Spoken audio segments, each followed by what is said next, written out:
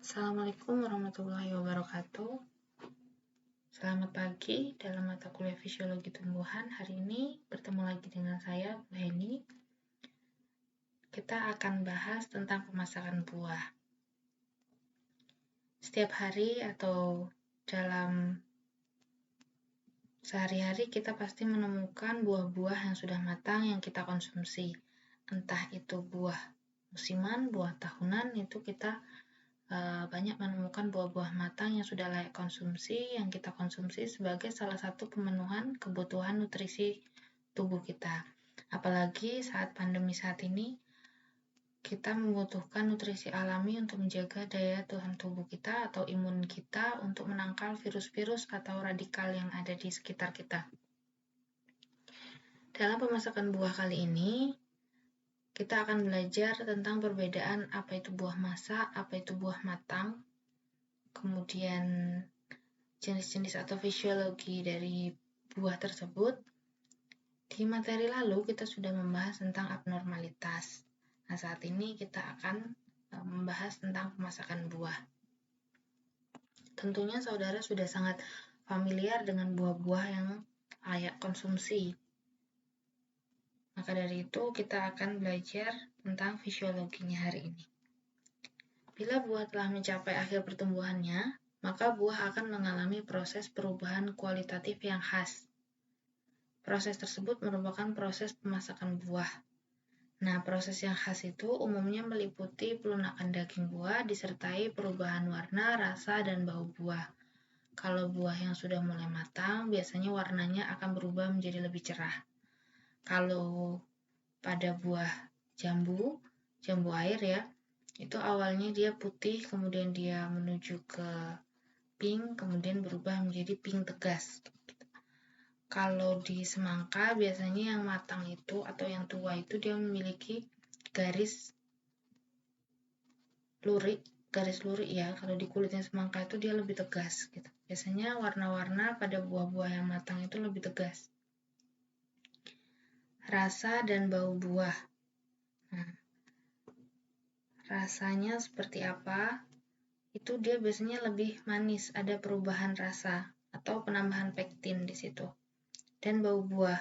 Kalau pada buah mangga ya, buah durian yang memiliki aroma strong itu biasanya buahnya akan memberikan bau yang khas ketika buah itu matang. Tapi kalau pas buah itu masih mentah juga biasanya dia berbau karena adanya kandungan dari getah-getahnya itu. Kalau misalnya pas dibuka, misalnya contohnya pada kedondong, kalau pas lagi mentah, masih mentah gitu dibuka, dia akan memberikan aroma yang berbeda dengan ketika dondong itu sudah matang. Aromanya akan berbeda.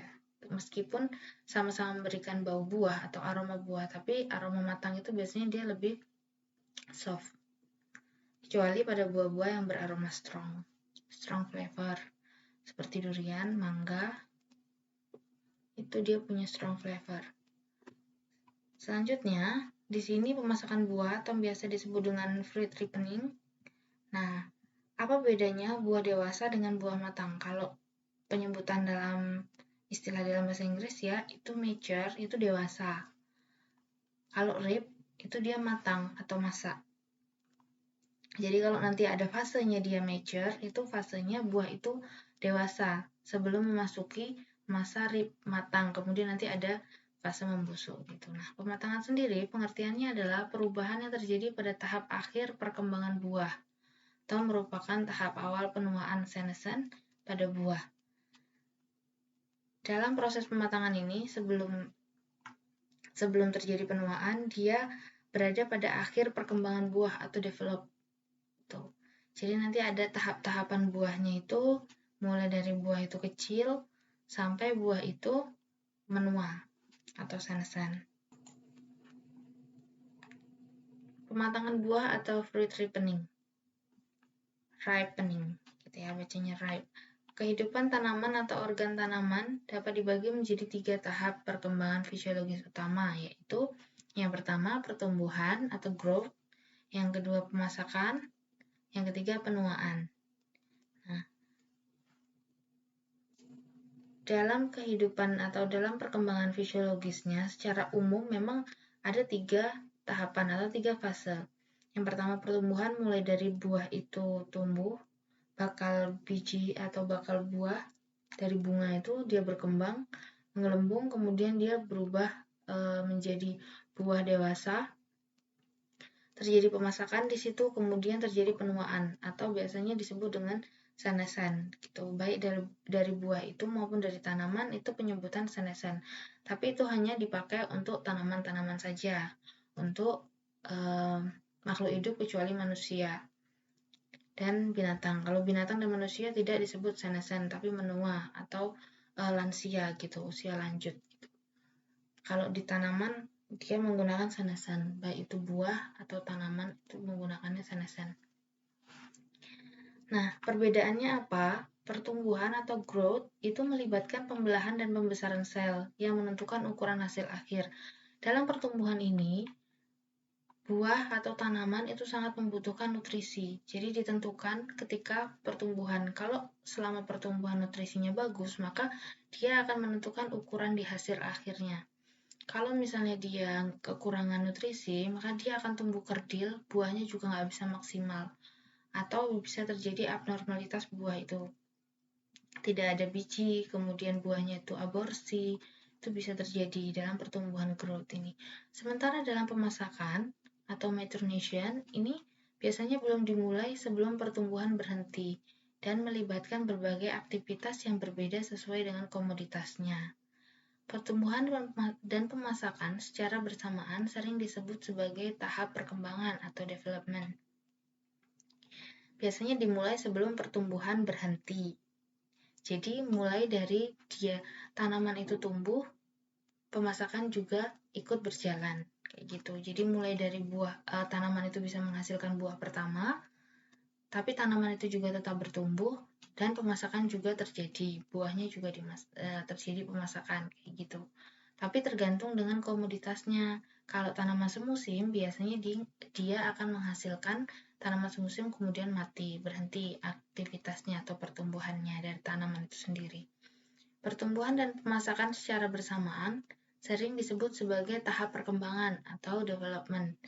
Pertumbuhan dan pemasakan ini karena tumbuhnya berbarengan, berbeda dengan tadi pertumbuhannya. Pertumbuhan tumbuh aja tanamannya. Kalau ini pertumbuhan dan pemasakan, kalau bareng-bareng terjadinya dalam satu siklus, maka disebut development. Sementara kalau untuk penuaan, senescent, itu didefinisikan sebagai periode ketika proses anabolik atau pembentukan digantikan oleh proses katabolik atau perombakan, menuju proses penuaan, aging, dan akhirnya kematian jaringan. Nah, kalau dalam istilah aging, manusia itu bisa dipakai penuaan, tapi kalau misalnya senescent itu lebih cenderung ke tanaman. Kita tahu bahwa dalam tanaman itu terjadi berbagai metabolisme, mulai dari anabolisme, katabolisme, dan metabolisme. Kalau anabolisme itu proses pembentukan bahan-bahan organik biasanya dalam tubuh tumbuhan, kemudian terjadi metabolisme, pemanfaatan hasil dari pembentukan tadi, kemudian ada katabolisme, perombakan yang terjadi dalam tubuh tumbuhan, seperti respirasi, transpirasi, evapotranspirasi, dan lain sebagainya. Itu adalah salah satu contoh dari katabolik. Kalau metabolik, contohnya adalah pertumbuhan. Penggunaan hasil dari anabolisme atau hasil dari fotosintesis itu digunakan untuk proses dalam tubuh tumbuhan. Itu namanya metabolisme. Sama seperti manusia juga ada metabolit primer, ada metabolit sekunder dalam tubuh manusia gitu. Tapi manusia tidak melakukan anabolik atau pembentukan itu karena manusia nggak bisa berfotosintesis. Tapi dia juga bisa melakukan katabolisme, pemecahan atau perombakan energi atau cadangan makanan dari kita. Lemak-lemak itu dirombak menjadi energi atau tenaga untuk kita tumbuh, untuk kita bergerak, untuk kerja jantung, kerja aliran darah itu, pompa darah, dan lain sebagainya.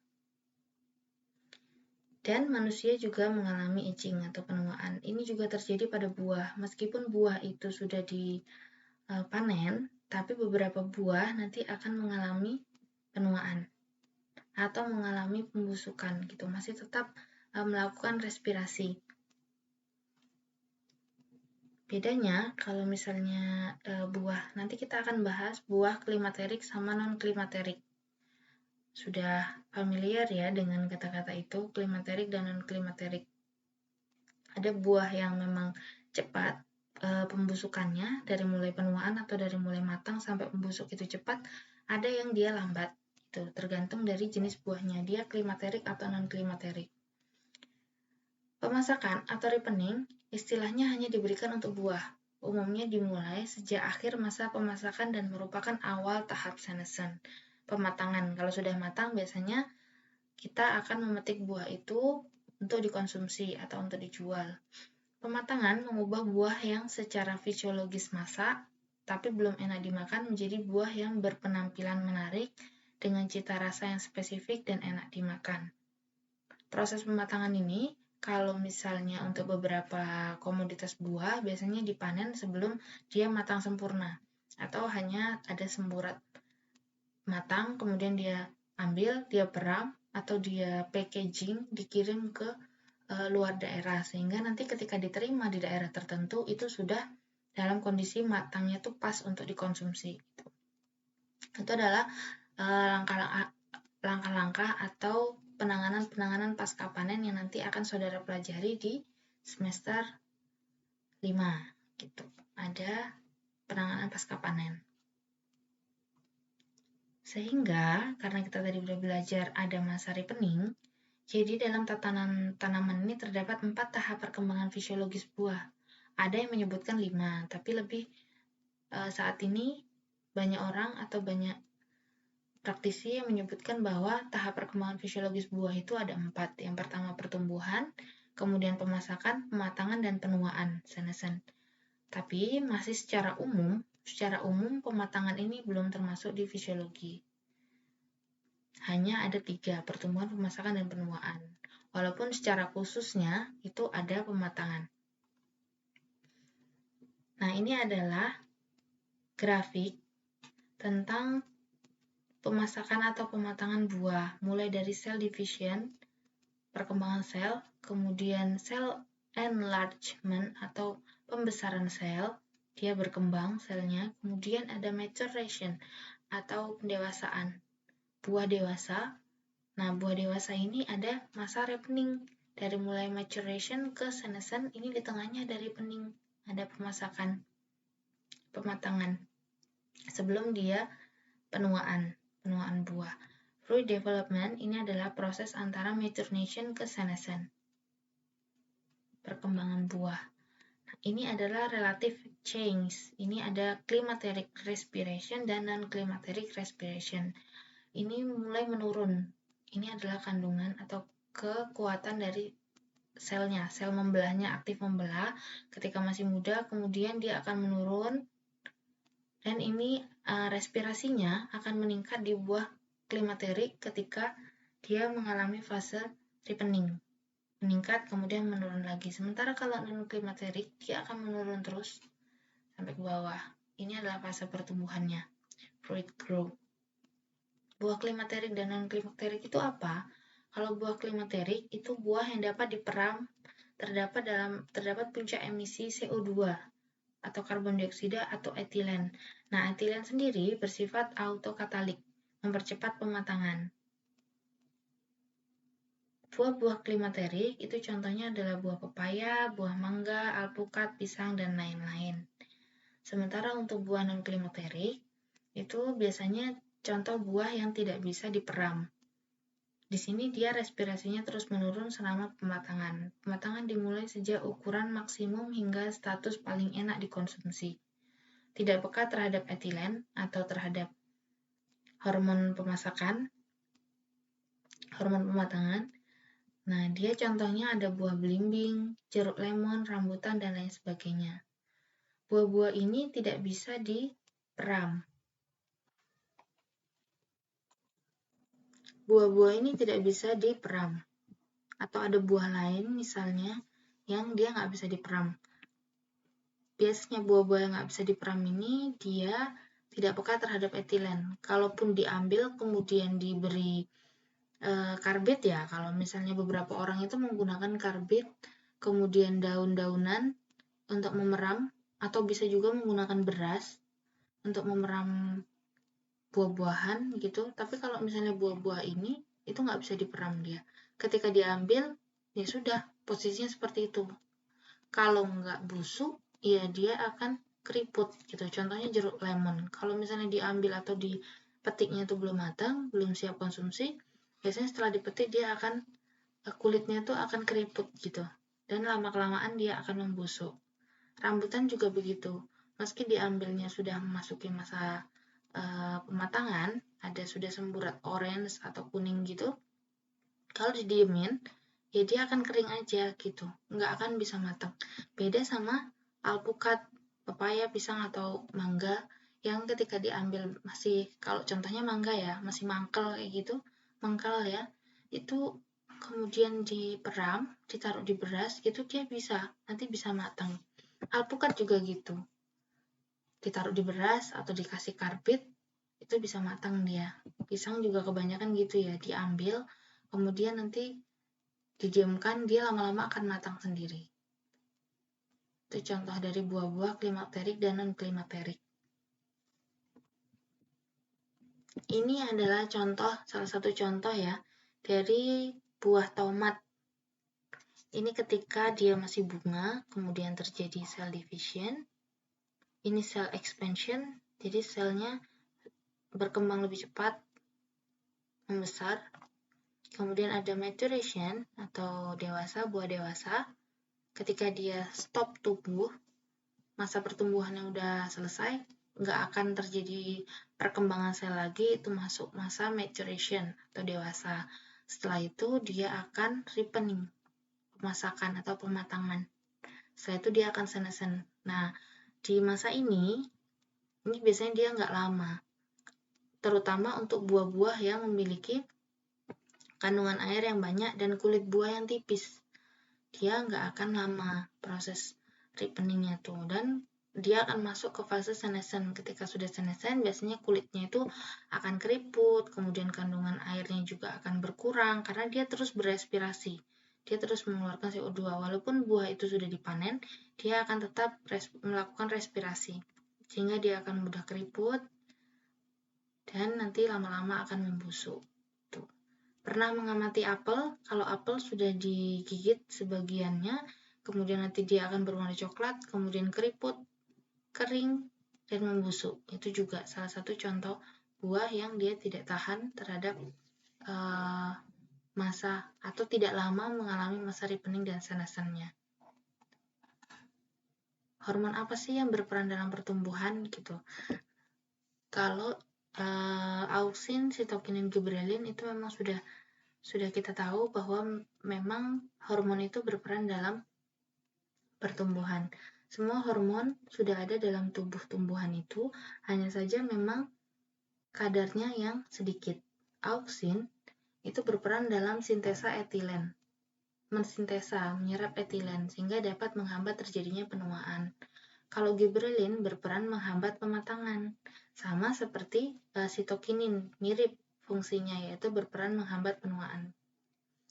Asam absisat mempercepat proses penuaan, sama dengan etilen yang mempercepat proses penuaan. Jadi kalau misalnya buah diambil sebelum masak, kemudian dikasih etilen, gas etilen atau hormon etilen ini, dia akan mempercepat proses penuaan. Makanya kearifan lokal kita dari zaman dulu, kalau misalnya mau mempercepat buah matang, ditaruh di beras. Nah, sebenarnya beras itu mengandung etilen yang dia bisa mempercepat proses penuaan. Bisa dikasih karbit juga, itu juga mempercepat proses penuaan. Memang orang zaman dulu belum tahu kalau misalnya dalam beras itu ada gas etilennya kayak gitu. Tapi setelah kita tahu, kita pelajari bahwa beras itu mengandung etilen yang bisa berperan mempercepat proses penuaan buah itu sendiri yang diletakkan di beras gitu. Atau menggunakan karbit atau menggunakan daun-daun yang lain gitu. Kalau contohnya daun gamal atau kalau di sini sebutnya apa ya? Saya kurang tahu. Sebutnya gamal sih, yang banyak kandungan N-nya itu bisa digunakan sebagai hormon mempercepat proses penuaan. perubahan-perubahan apa yang terjadi selama pematangan buah? Jadi pemasakan biji, tentu kita tahu bahwa bijinya itu sudah masak, sehingga nanti kalau mau dijadiin bahan tumbuh selanjutnya itu sudah bisa.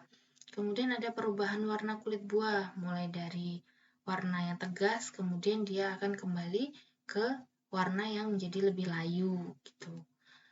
Ada yang gugur juga dari buah-buah yang terlalu matang. Pematangan buah itu biasanya dia gugur. Salah satu contohnya pada kelapa sawit. Misal pada kelapa sawit, ketika kandungan minyak pada pangkal kelapa sawit itu sudah sangat maksimal, dia akan gugur. Ketika sudah matang sempurna, dia juga akan gugur, makanya berjatuhan gitu. Pada buah-buah yang lain juga seperti itu. Pada buah jambu misalnya banyak yang rontok, itu mungkin karena dia sudah terlalu matang, sehingga dia akan gugur. Kemudian ada peningkatan respirasi. Peningkatan respirasi ini adalah contoh tadi waktu tomat, gambar tomat tadi, itu ketika dia sudah selesai matang, sudah melewati fase ripening, kemudian senesan, dia tetap ada respirasi. Buah tetap melakukan respirasi meski sudah dipanen. Kemudian peningkatan produksi etilen. Etilen adalah hormon atau gas yang bisa mempercepat penuaan itu tadi. Peningkatan permeabilitas membran. Jadi membrannya itu lebih elastis gitu. Terjadi permeabilitas membran. Pelunakan jaringan buah. Tentu kalau buah-buah yang sudah mulai matang, biasanya dia akan lebih lunak. Pelunakan jaringan buah. Nah, kalau sudah matang, biasanya udah enak, dalam tanda kutip enak konsumsi adalah teksturnya mungkin sudah mulai matang, sudah mulai lembut gitu. Organoleptiknya itu sudah pas gitu. Kalau pada buah-buah tertentu, beberapa orang sering menunggu buah itu tidak terlalu matang untuk konsumsi tertentu. Nggak sampai matang banget gitu. Beberapa orang menyukai buah-buah dalam kondisi hampir matang atau mature gitu tadi. Contohnya kalau untuk orang yang suka buat rujak, itu ada pepaya, mangga, kemudian apa lagi? Bengkoang mungkin ya. Kalau bengkoang memang teksturnya dia padat ya. Kalau mangga sama pepaya tuh kan biasanya sukanya yang setengah matang gitu ya, yang mature itu ya, yang masih ada rasa crunchy-nya itu. Tuh biasanya lebih disukai. Itu tadi permeabilitas membrannya belum terlalu selunak kayak buah yang matang itu tadi. Kemudian penurunan rasio pati atau gula. Ketika buah itu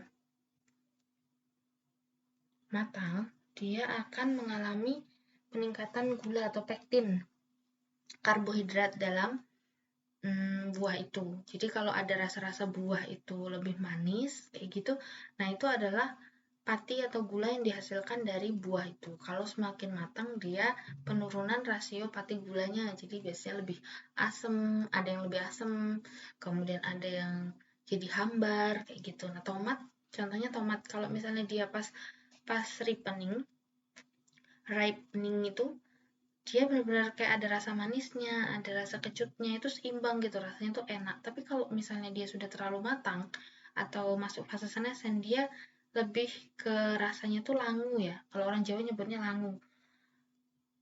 Nggak se-crunchy, nggak semanis kalau dia pas fase matang kayak gitu. Nah itu terjadi penurunan rasio gula. Makanya kebanyakan orang kalau misalnya mau diet, itu konsumsinya pati dari buah aja, buah atau sayuran, karena buah sendiri itu sudah mengandung gula gitu. Turunan dari karbohidrat. Tuh. Produksi atsiran atau volatil yang menimbulkan aroma. Nah, ini juga ada aroma-aroma tertentu yang volat, yang menguap dari buah itu ketika dia sudah pematangan atau masuk fase senesan. Kayak tadi contohnya misalnya buah-buah yang terlalu matang, pepaya yang terlalu matang dia akan menimbulkan aroma yang berbeda dengan pepaya yang masih mature. Kemudian mangga juga, kalau misalnya dia sudah terlalu matang, itu aromanya tuh akan beda dengan mangga yang masih mature kayak gitu. Tapi kalau semangka itu nggak bisa dilihat dari aroma. Ada beberapa buah-buah yang menimbulkan volat atau produksi atsiran gitu. Atsirannya itu aroma yang ditimbulkan dari buah itu gitu. Kemudian dia volat. menguap sehingga bisa kita tangkap oleh indera penciuman kita bahwa buah ini matang, oh buah ini belum matang kayak gitu. Nah, itu biasanya kita menggunakan indera penciuman pada buah-buah tertentu. Itu saja yang bisa saya sampaikan. Terima kasih. Untuk tugasnya nanti bisa dilihat di Sunan ya. Oh iya, untuk laporan sudah bagus, laporan sementaranya sudah ada beberapa yang membahas tentang data atau tentang transpirasi. Ini laporan materi ketiga, acara ketiga. Nah, tapi hubungkan juga dengan morfologi daunnya. Misalnya daun serikaya, itu seperti apa morfologinya. Berbeda dengan daun nangka. Kalau daun nangka itu kan lebih tebal daripada daun serikaya. Misalnya. Kemudian, kenapa daun nangka itu tuh penguapannya lebih lama misalnya. Karena dia ada lebih tebal, lapisan lilinnya ada gitu. Tapi berbeda dengan daun yang lain, misalnya daun itu tadi serikaya, dia akan lebih cepat menguap karena dia tipis, misalnya kayak gitu. Itu dihubungkan. Kemudian hubungkan dengan data. Kenapa daun-daun sampel itu memiliki tingkat kehilangan air atau transpirasi yang berbeda-beda. Apa yang mempengaruhi, faktor apa yang mempengaruhi gitu. Itu ditulis nanti dibahas. Nah, kira-kira daun mana yang paling tinggi mengalami transpirasi dan daun mana yang paling rendah mengalami transpirasi dalam waktu yang sama. Gitu. Itu apa yang menyebabkan. Nanti di kesimpulan ditulis faktor yang paling berpengaruh dalam transpirasi itu apa aja. Kemudian yang paling tinggi dan paling rendah mengalami transpirasi itu pada daun sampel yang keberapa. Nah, itu. Untuk selanjutnya, kalau bahas tentang laporan, baik itu laporan sementara maupun laporan keseluruhan, itu pada kesimpulan ditulis tujuannya. Kesimpulan adalah menjawab tujuan. Jadi kalau misalnya tujuannya mengetahui tingkat respirasi suatu daun gitu. Nah, tingkat respirasinya seperti apa di kesimpulan dituliskan dan faktor yang mempengaruhi apa aja. Beberapa sudah bagus, saya sudah membacanya.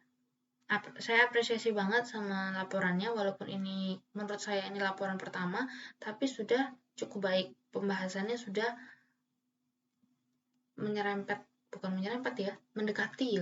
mendekati dengan apa yang saya mau gitu. Maksudnya layaknya laporan kayak gitu. Tapi kepada teman-teman yang lain yang belum, itu sudah saya kasih note, catatan di laporannya masing-masing, nanti dilengkapi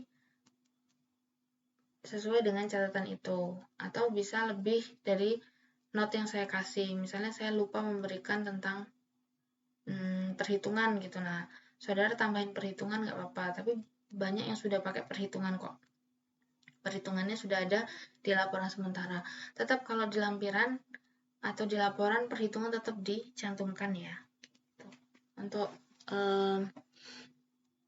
materi hari ini saya cukupkan sampai di sini. Semoga bermanfaat. Terima kasih. Wassalamualaikum warahmatullahi wabarakatuh.